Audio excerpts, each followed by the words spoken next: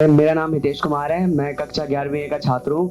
जैसा कि सर ने अभी बताया कि हमें नशा नहीं करना चाहिए और हमें नशे से दूर रहना चाहिए। मैंने आज तक ना ही कभी नशा किया है और ना ही आगे चलकर कभी नशा करूंगा। मैं ये संकल्प करता हूँ। और आप खुद तो नशे आप जो लोग नशा करते हैं वो अपना ही नहीं बल्कि अपने घर वालों का, अपने आसपास में रहने वालों का, अपने दोस्तों का, सबका नुकसान कर रहे हैं।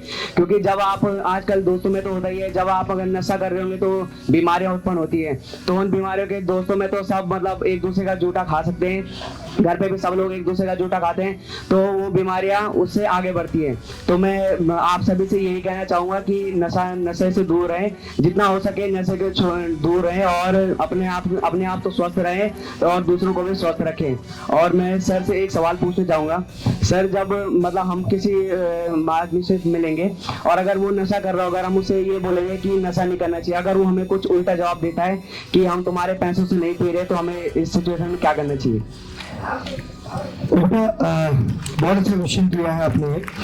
हमको अगर समाज में परिवर्तन लाना है जी सर, तो सबसे पहले अपने अंदर परिवर्तन लाना होगा। जो आपने कहा कि मैं संकल्प लेता हूँ कि न मैंने कभी किया और न मैं कभी करूंगा, तो पहली विजय तो हमको यहाँ मिल गई है कि कोई सुधरे न सुधरे, हम अपने आप को बचाएंगे। अब आती दूसरी बात।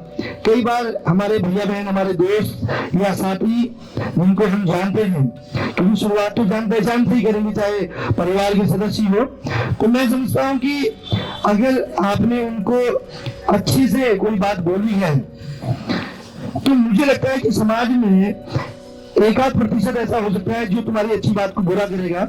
अन्यथा इतनी तो शर्म लोगों के अंदर होती है कि वो कहते नहीं है ठीक है, क्योंकि जब आप किसी की अच्छाई के लिए कोई बात बोलते हो, क्योंकि आप जाके कोई उनको थप्पड़ तो मार नहीं रहे हो, आपको बस अपने बोलने में पोलाइटनेस रखनी पड़ेगी, चाहे छोटा हो या बड़ा।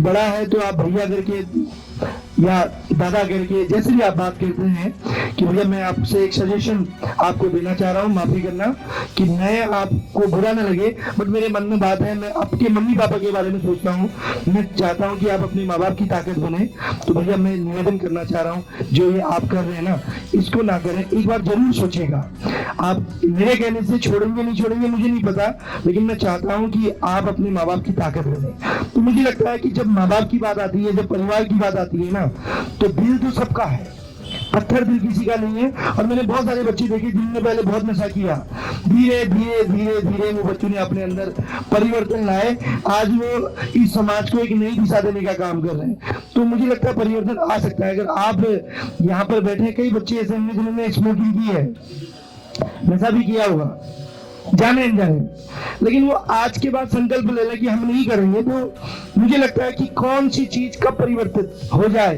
कहते हैं ना जब जागो तभी सोएगा। तो हम प्रयास कर सकते हैं और हम प्रयास करते रहेंगे। इस विद्यालय में कार्यक्रम हुआ, मुझे नहीं पता कितना प्रतिशत बदलेगा, लेकिन मेरी अंतरात्मा कहती है अगर 500 बच्चे बैठे हैं तो 5 लोग तो अवश्य इस बात का ध्यान रखेंगे। ये मैं दिल से कह रहा हूँ, हो सकता है 10, हो सकते हैं 15, लेकिन मेरी अंतरात्मा कहती है कि 5 तो जरूर बदलेगा। 5 जो कल कर सकता था या कभी सोच सकता था, आज तक नहीं किया था, वो कम से कम रुकेगा और वो इस सड़क इंडिया का मुहिम बन के इस मुहिम को आगे बढ़ाएगा। Thank you very much.